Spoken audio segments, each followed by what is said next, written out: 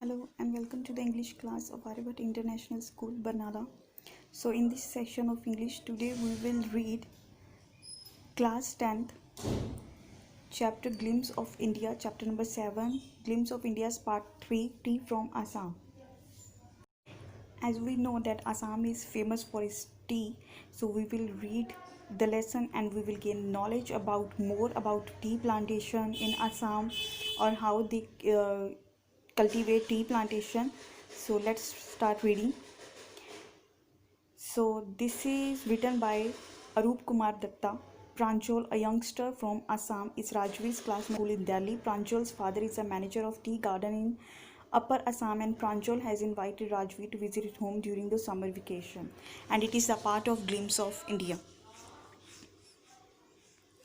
So tea from Assam. The lesson is about two friends, Pranjal and Rajveer, who were traveling to Pranjal's hometown Assam for the summer vacation. Assam is known as the tea country. It has the largest concentration of plantation in the world, क्योंकि hub कहा जाता है इसको tea plantation का world में. During their journey they discuss about the various legends that are known to have discovered tea. किन्होंने discover की tea, उन लेजेंड्स के बारे में बात करते हैं. The story tells about the popularity of tea as a beverage. So let's start lesson. Chai garam, a vendor called out in a high-pitched voice. He came up to their window and asked, Chai sahab, give us 2 cups. Pranjal said. They sipped the steaming hot liquid. Means ये चाय जो गर्म चाय है उसकी steam वो hot है तो वो sip लेते हैं. Almost everyone in their compartment was drinking too. For the word compartment, it is clear that they are traveling in the train. Do you know that over 80 crore cups of tea are drunk every day throughout the world? Rajveer said. Wow! Exclaimed Pranjal. Tea really is very popular क्योंकि 80 crore cups, because beverage is famous in all India and everyone is fond of tea. Maybe.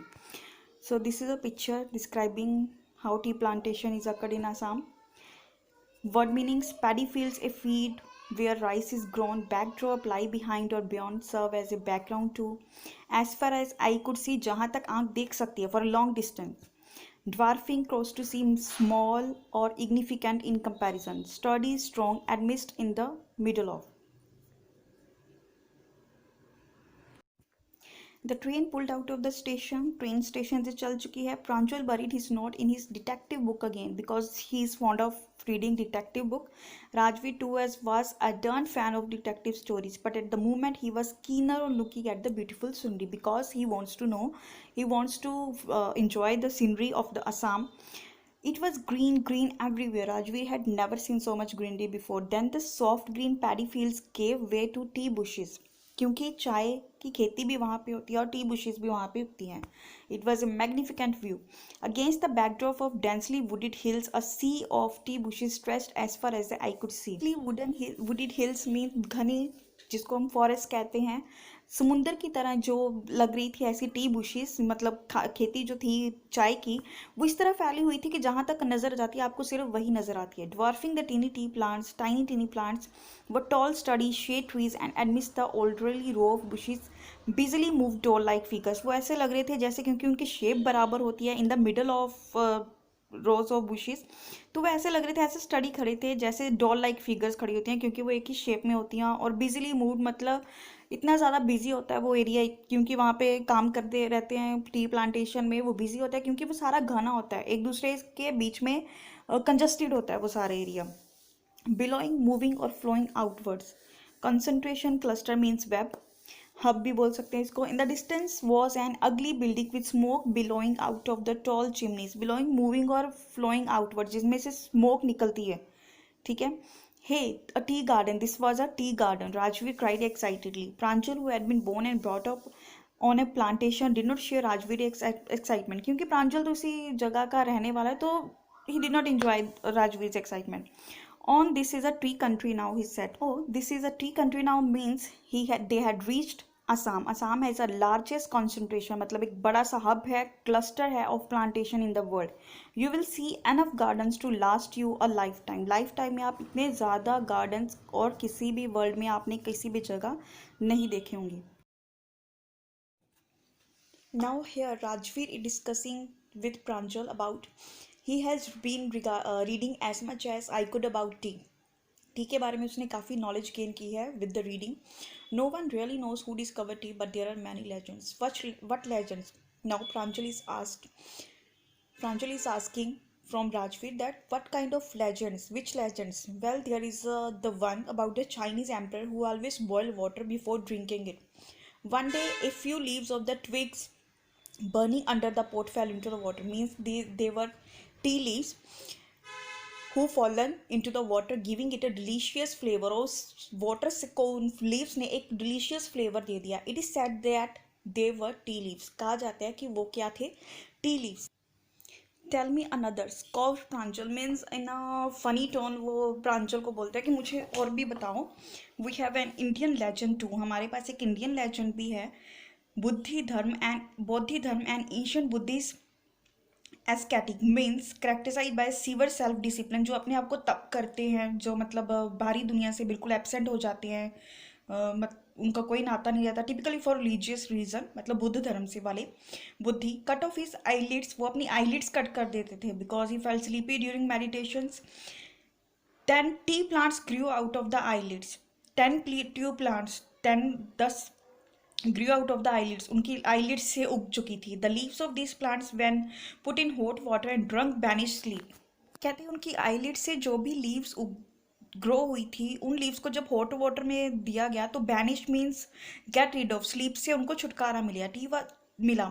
T was first drunk in China. Rajveer added as far as back 2700 BC. In fact, words such as tea, chai and chini are from Chinese. These are Chinese words. Tea came to Europe only in the 16th century. मतलब बहुत देर बाद आई थी tea Europe में. And was drunk more as medicine. इसको medicine के लिए ज़्यादा यूज़ किया जाता था देन एज बेवरेज. अब तो इसको ड्रिंकिंग मतलब बेवरेज में इंक्लूड किया गया है, लेकिन तब पहले इसको मेडिसिन के तौर पे लिया जाता था. The train clatter. Clatter means loud noise made by the train brakes. मतलब जब आवाज़ आती है ट्रेन के चलने की. इनटू मरियाना जंक्शन वो पहुंच चुकी थी. The boy collected their luggage. उन्होंने अपना लगेज कलेक्ट किया and push their way to the crowded platform. मतलब प्लेटफॉर्म पे उतर गए. Pranjal's parents were waiting for them. Soon they were driving towards Dhakia Bari, the tea garden manage by Pranjal's father. अब वो कहाँ पहुंच चुके थे? अपनी डेस्टिनेशन पे. An hour later the car veered sharply, change direction. Car ने अपनी डायरेक्शन चेंज की. ऑफ द मेन रोड पे आ गई. They crossed a cattle bridge and enter Dhakia Bari tea estate. एक कैटल ब्रिज को पार करके वो धाकिया बड़ी टी एस्टेट में, मतलब अपनी उस फैक्ट्री में जहाँ उसके पापा काम करते हैं, ट्री प्लांटेशन में, वहाँ पहुँच चुके. On both side of the gravel road were acre upon एकड़ ऑफ टी बिशेस. मतलब कितने ही ज़्यादा एकड़ में आपको टी प्लांटेशन ही नज़र आ रही थी. ग्रेवल क्या है? Small round and stones often mix with sand. मतलब उस गार्डन में all neatly pruned cut away from a tree. मतलब उनको एक शेप दिया गया था. सेम हाइट में होते हैं वो सारे, to the same height. Groups of tea pluckers. वहाँ पे टी प्लक्कर्स का ग्रुप्स था.